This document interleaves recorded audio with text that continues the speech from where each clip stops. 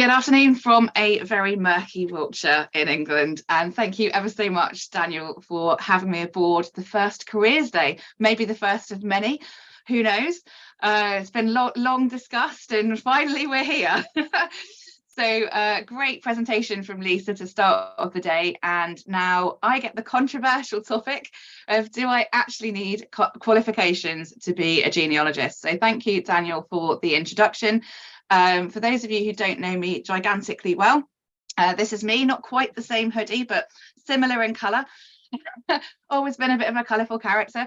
So I started off in genealogy quite some time ago. The icon in the corner is actually Family Wise Ltd's logo. That's the company that I founded back in 2012. More on that later. So current status, I am founder and CEO, managing director and general dog's body at Family Wise. I am the founder and chair throughout the whole time that the Surname Society has been about.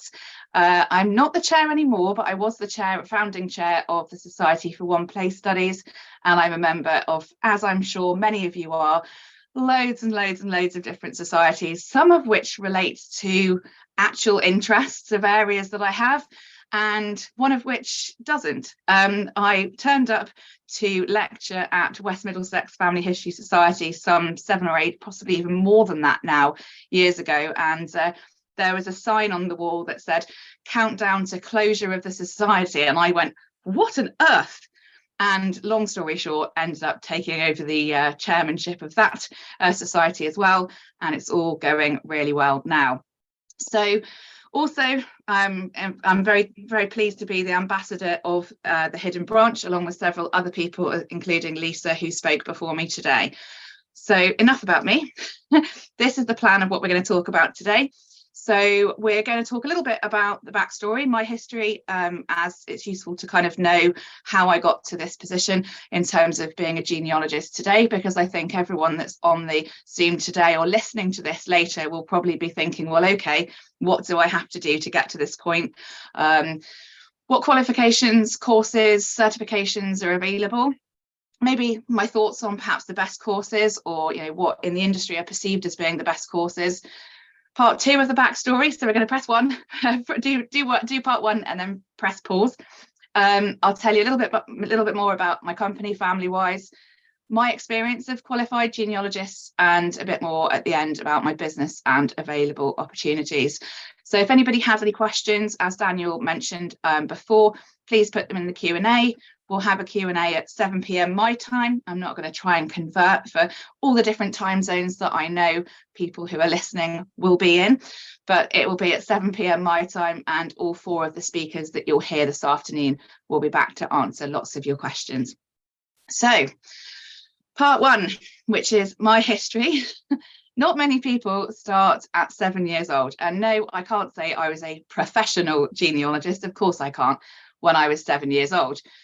But I thought I'd pose a question to start us off. How on earth did a 7-year-old become interested in family history?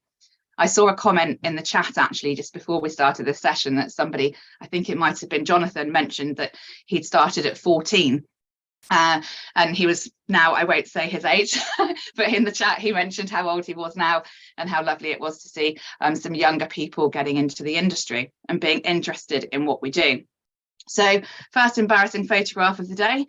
I did say there'd be some interesting photos and not of my cats. So this is me, obviously not age 7, a little bit younger, and that is my mum. So I'm showing you that photograph because actually I've often said over the years that actually genealogy is in my genes. I don't mean the ones I'm wearing, I mean the fact it's in my genetic DNA, because I started doing genealogy with my mum.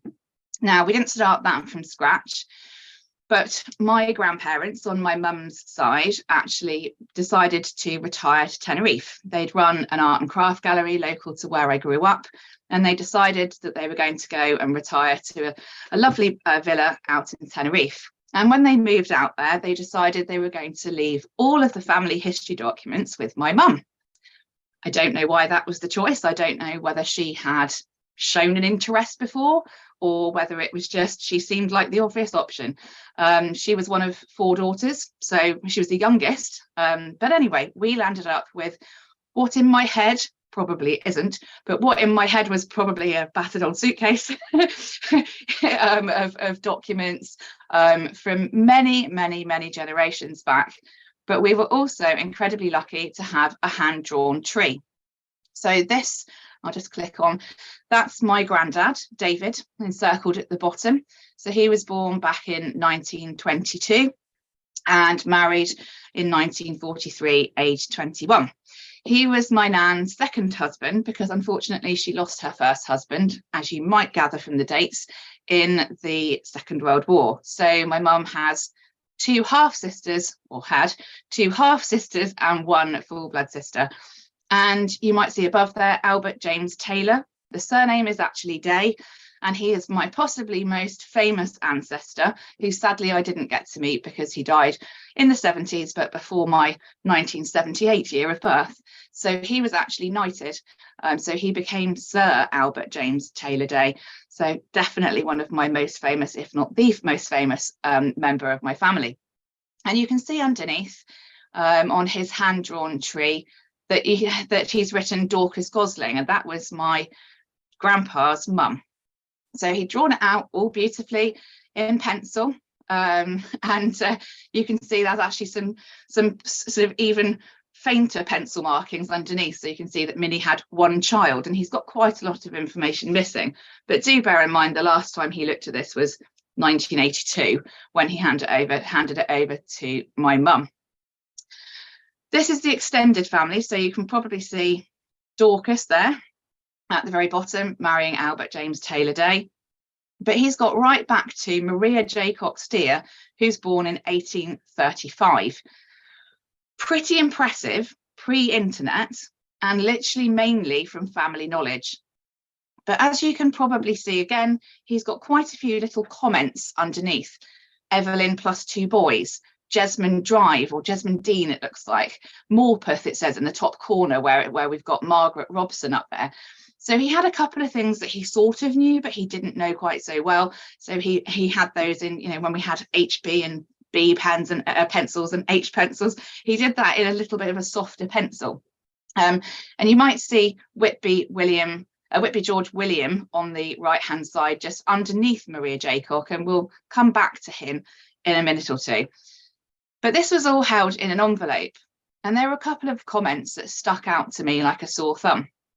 And I was really interested, as I'm sure many of you who are on the call today or listening to this on YouTube also will attest to. I don't care much for the dates. I'm not bothered if someone was born on the 1st of April or the 5th of April, whatever year.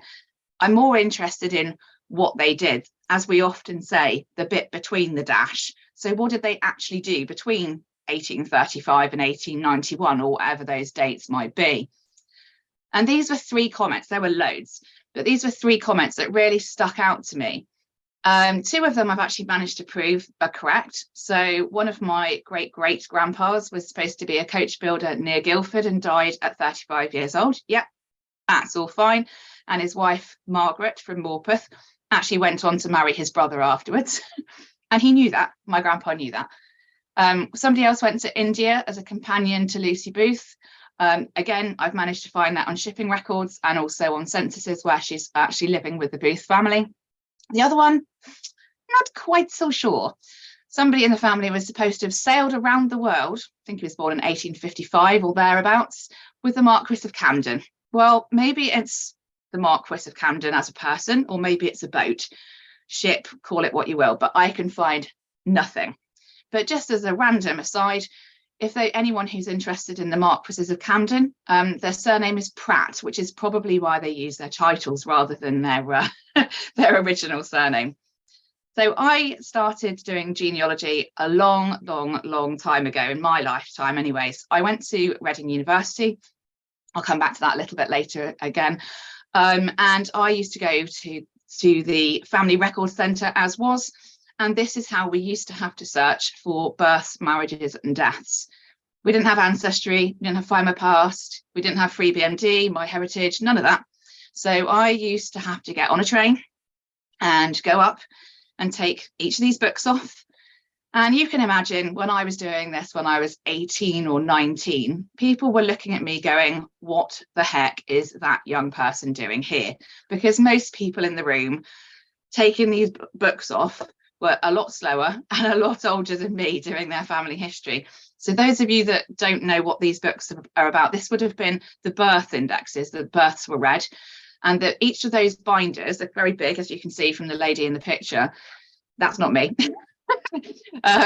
They would be one or possibly two letters of the alphabet, 1/4 of 1 year.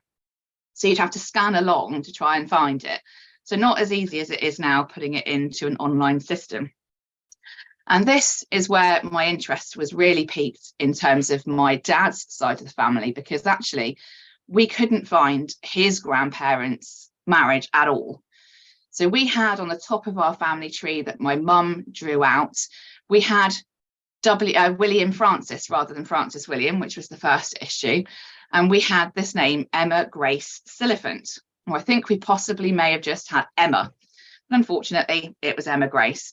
And if you look at what's actually on the screen there, you can probably see where I'm going with this, that actually it was completely mistranscribed in the indexes. So it took me a heck of a long time to find this certificate. But this sent me on my way on my dad's side of the family. So just two more stories before we get into some of the qualifications and courses that you can do over here in the UK. I mentioned we'd return to Whitby George William. Now, Whitby George William, sometimes known as Whitby William George, so he was well documented by my grandfather, because as you can see, hopefully, he hasn't got his year of birth. He's got the date though. Marries a lady called Balcombe, Balcombe, and then he's got in pencil 5 children, 1 Doris, and then 2 to 5 in Bedford. Okay, that's absolutely fine. The only problem is Whitby George William, or Whitby William George, is born. That's not the end of the story. He does exist on the 1881 census and also the 1891 census, and then poof, disappears. We've got no family photographs of him and no information other than what was recorded on the tree. And to cut a very long story short, this is Doris and another photograph of myself and my mum. So Balcombe was an interesting surname, but this is Doris, who I always knew as Doris Bainham. But she wasn't born as Doris Bainham. She was born as Doris Kathleen Maud Balderstone, but had a passport in Bainham. She was illegitimately born of the sister of Whitby's wife, but lived most of her life as Bainham, if not all of it, apart from the 1901 census when she is Doris Ford, and the 1911 census when she is Doris Ford, because guess why I could find nothing about Whitby? He changed his name to John Ford and moved to Bedford. I gave you a short story, but you can imagine that was quite a long process of actually working all of that out. So I'm going to press pause on my story, and we're going to head over to a little bit of information about what qualifications and courses are available.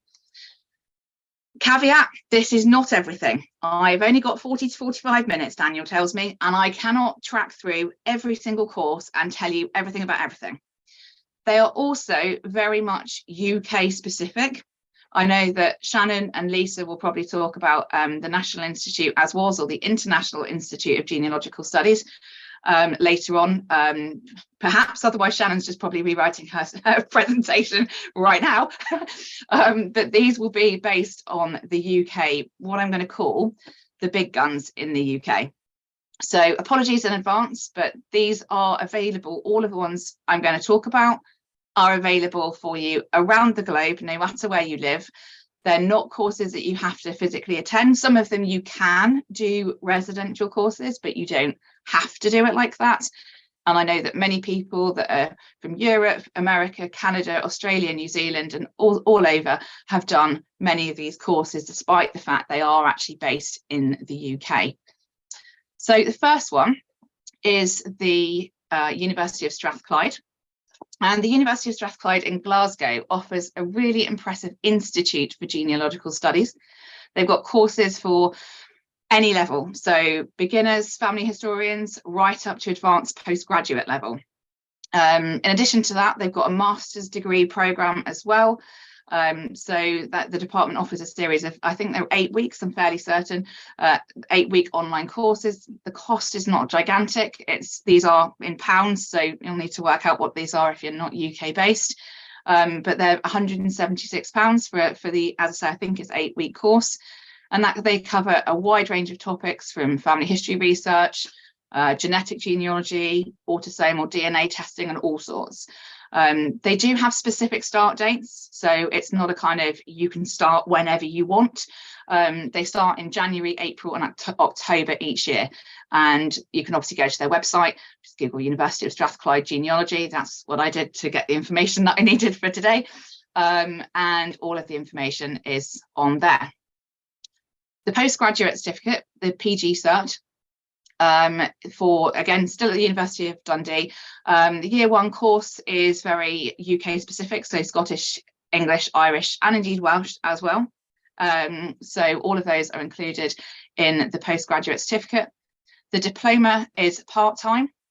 So that's an MSc that's in year 2. It adds on American, Canadian, Australian, New Zealand, Jewish, European, and other sources as well.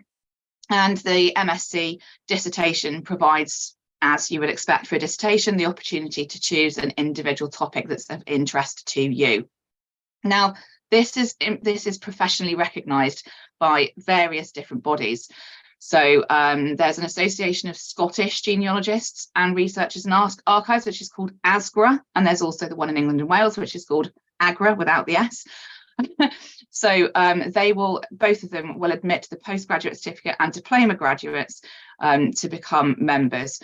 You can be a member of both of those without having any qualifications, but there are just different levels of membership. And the Register of Qualified Genealogists recognises the diploma or the MSc as appropriate and acceptable qualifications for membership on the register. You could, though, go to Dundee. Both of these are in Scotland.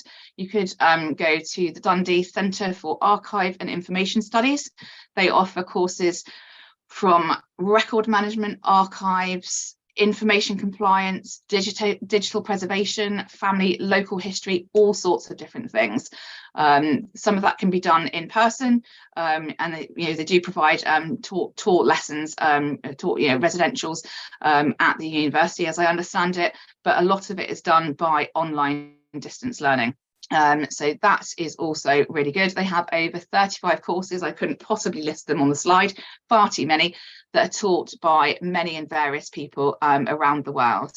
There's also the University of Dundee. They have different levels that you can do. So there's more information, obviously, on their website in terms of what the credits would be. But it's that kind of staged depending on, what level of commitment you have, what level of finance you have, what level of time. So you can dip in. And most of these are not specific in terms of the length of time that it takes you to do it. So they're not restrictive. This is another thing that definitely isn't restrictive in terms of the time. I've heard some people take absolutely like 6, 7, 8 years to finish the Institute of Heraldic and Genealogical Studies courses. But again, the image on the side there shows you the different levels that you can get. So you can have elementary level, intermediate level, advanced level, and it's different levels of modules. So the scheme that they've created is based on tried and tested syllabuses. They've been around for a long, long time.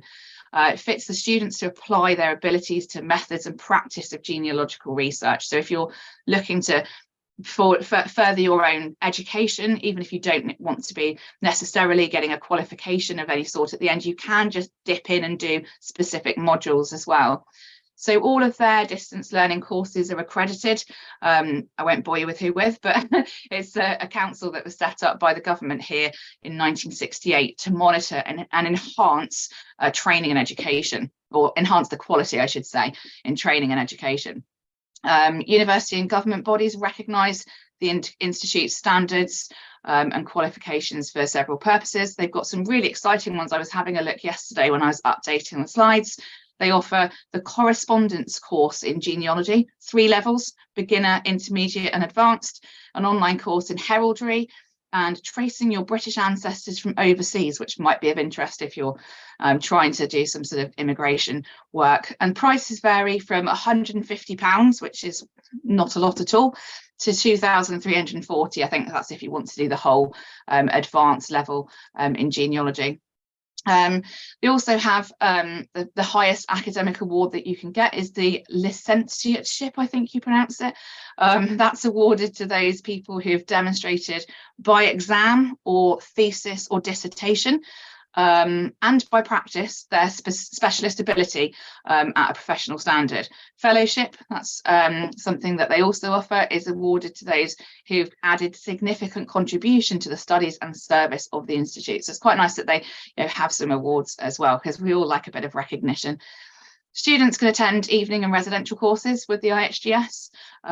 There's also more comprehensive courses and things by home study, the correspondence course, which is accredited as well. And the last one that I wanted to let you know about, which is a little bit more of an anytime kind of course. So you don't have to, some of them are specialised in terms of the dates that you can start, but they're a bit more, I should say, a bit less rigid than the January and so on that I was saying with Strathclyde. So Pharos Tutors is based here in the UK, the company, I should say. It's owned by a friend of mine, Karen Cummings, and they offer all sorts, from beginning your family tree, inspiring children's interest in family history, and it's a bit more of an easily accessible price point. So the prices range from actually just under £20 to £45.99, and they've just launched a really exciting new 2-part Foundations of Family History course to show you how to begin your family history research, which looks really good. They've got a full programme of courses on different aspects of family history. The latest ones that I could find places on were family feuds, how to find and interpret chancery records. So that starts on the 26th of April, so not much time left.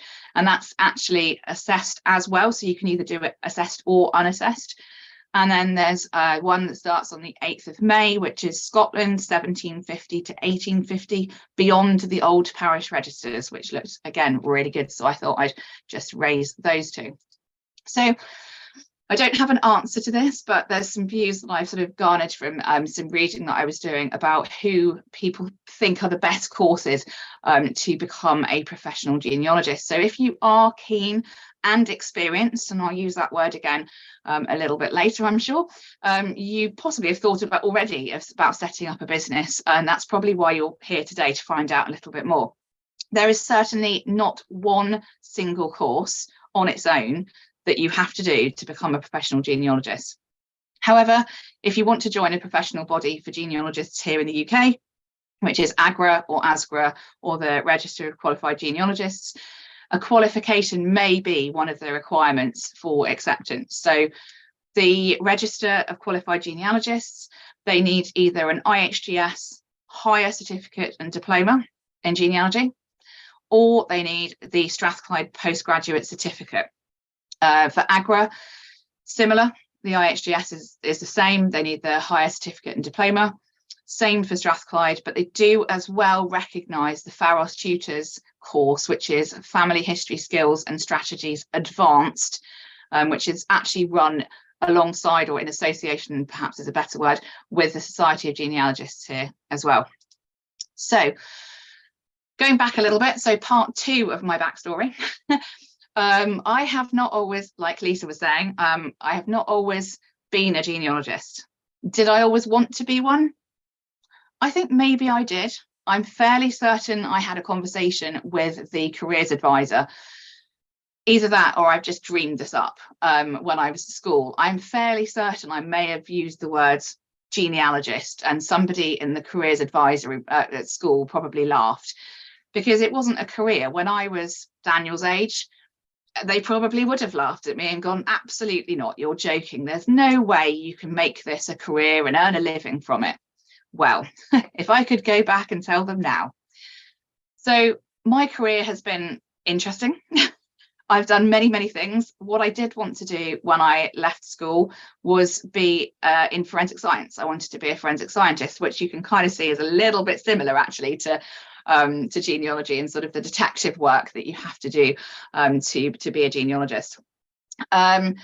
I decided I was going to do a chemical physics degree in a second language at university because it apparently wasn't difficult enough.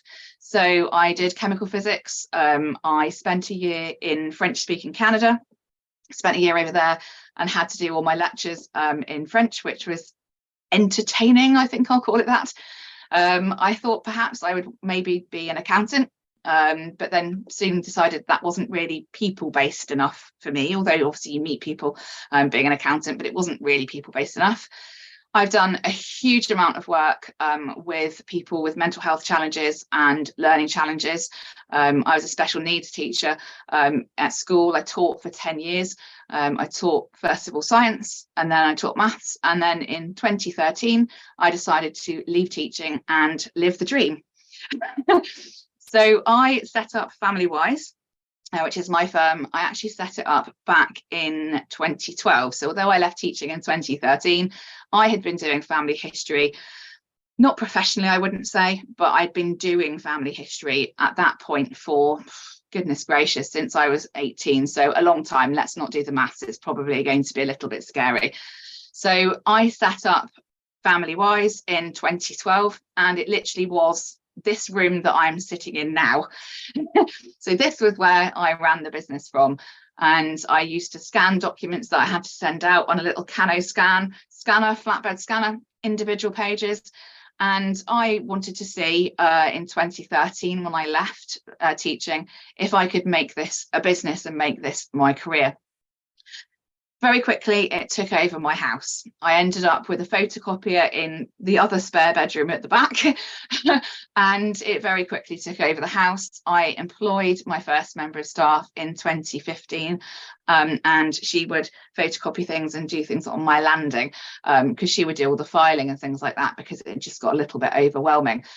Then we decided, the royal I decided that we would try and get the team together. We had at that point about 8 or 9 people working for us all over the place, just as freelancers. Nobody apart from Marie, who was my admin assistant, was actually paid. They were all freelancers and got paid on commission or per project that we had. So I decided in 2016 that I would get an office. And so we had our old office, which is not the one that's in the picture there.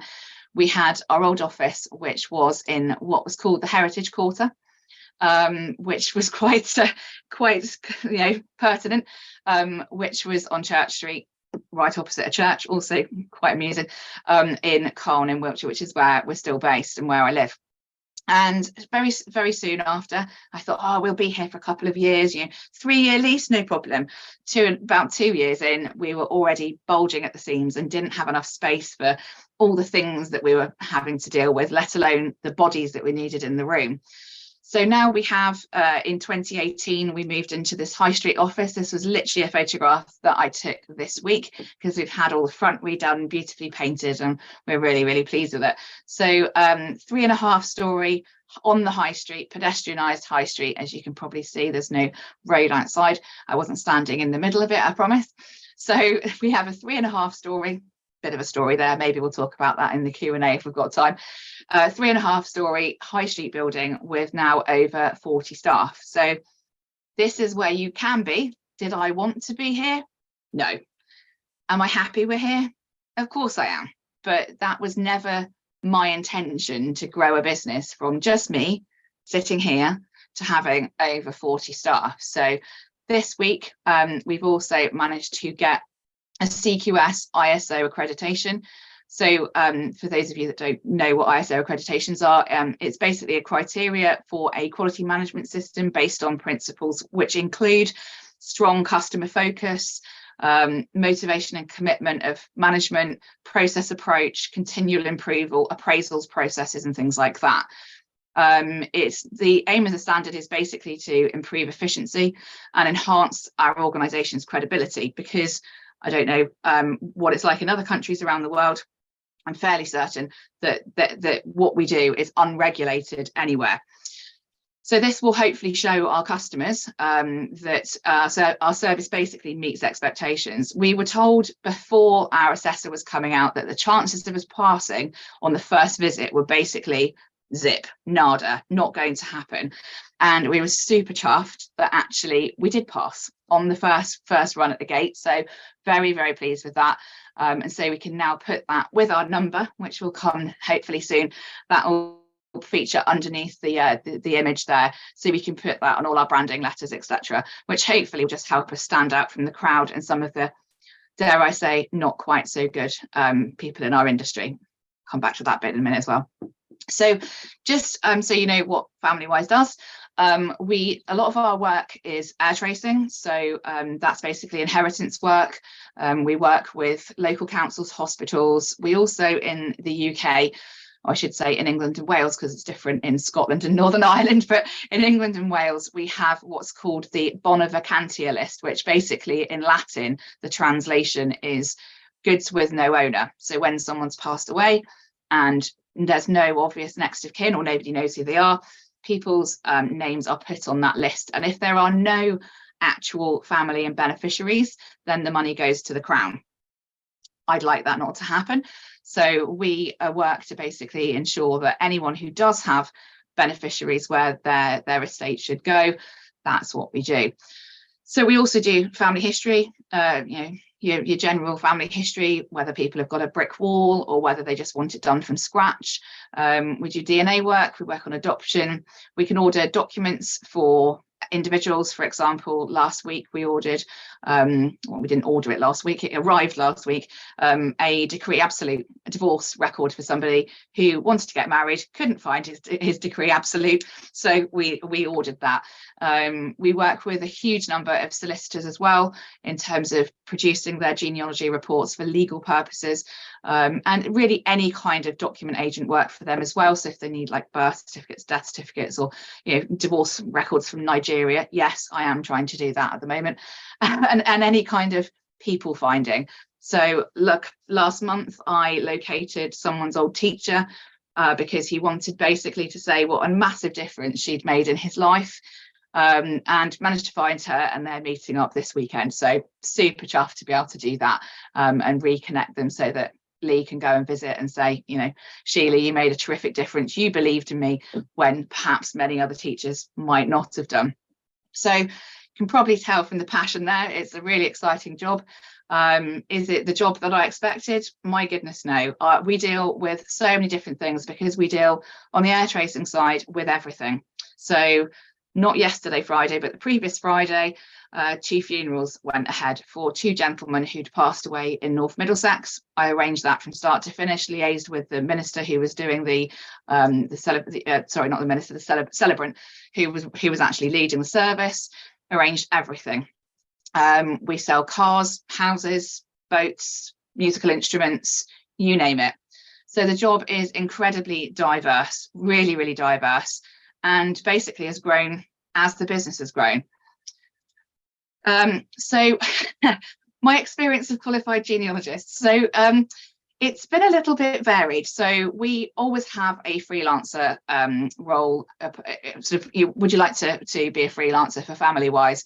Application process on our website, and it attracts all sorts of people, some brilliant and some absolutely terrible, because it's an unregulated field of work. Certainly here in the UK, anybody can call themselves a professional genealogist and offer their services. I interviewed somebody for a freelance role about 18 months ago, excuse me, offering his services as a genealogist already. And I had to say, excuse me, I'm just going to drink.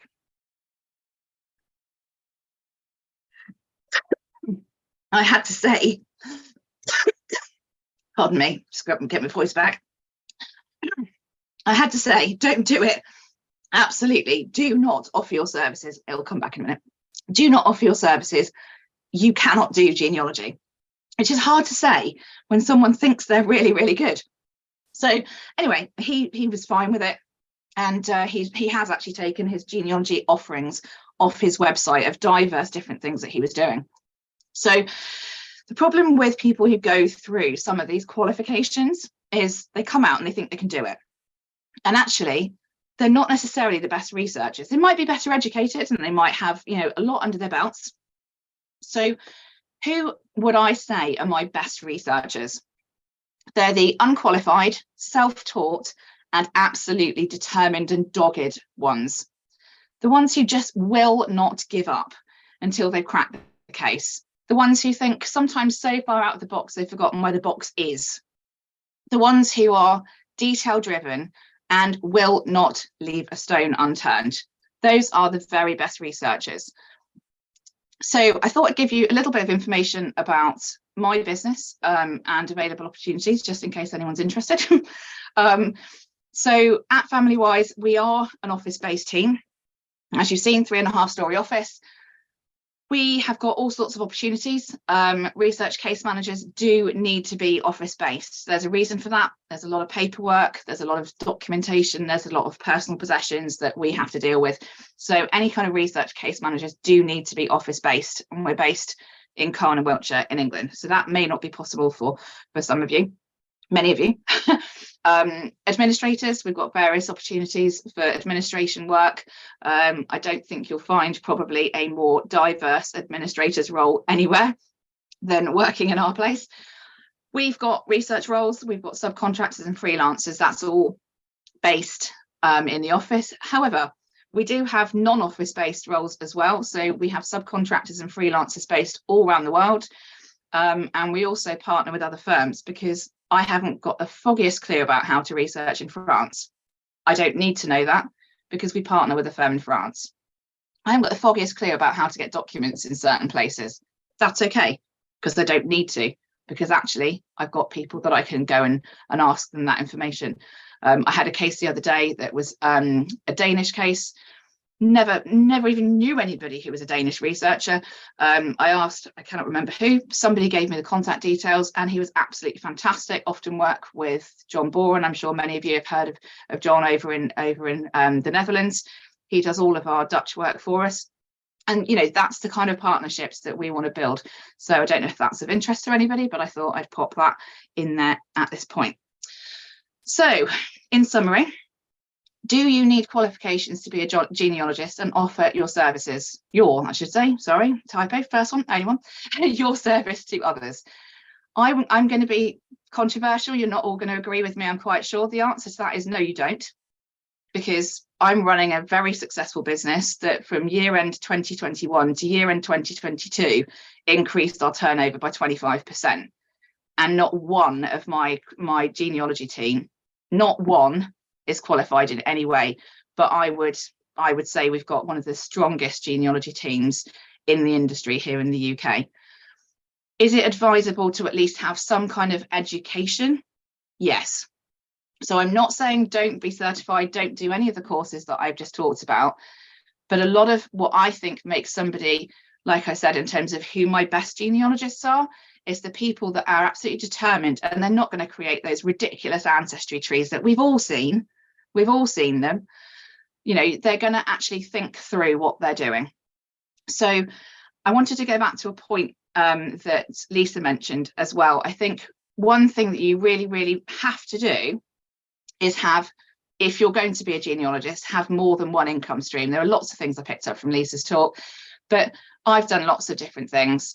You know, and as you've seen in terms of what we do, I would not be able to run a business just based on family history. Absolutely not.